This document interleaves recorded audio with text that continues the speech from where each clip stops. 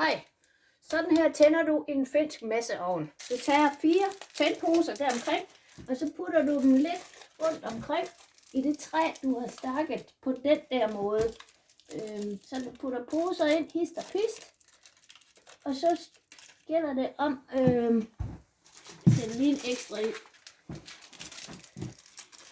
Det, der er super vigtigt med denne her ovn, det er, at man forstår, hvor meget den skal være åben ved tænding, og hvornår man slukker for alle de her åbninger, som gør, at der er træk igennem ovnen.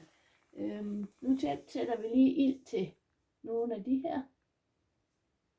Jeg kan huske, hvor jeg har lagt dem.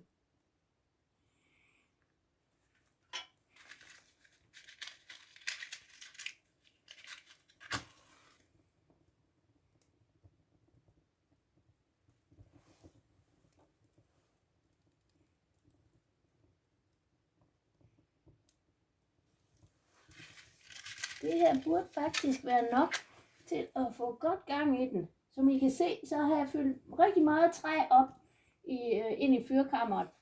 Og det vil tage nogle timer at få det at brænde ned til et tidspunkt, hvor du så kan begynde at lukke for det her spjæld.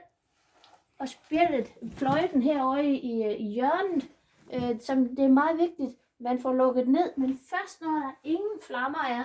Der må simpelthen ikke være nogen flammer, fordi hvis du så lukker for det her spjæld og for fløjten, så kommer der altså masser af røg ud i lokalet, og det er ikke så rart.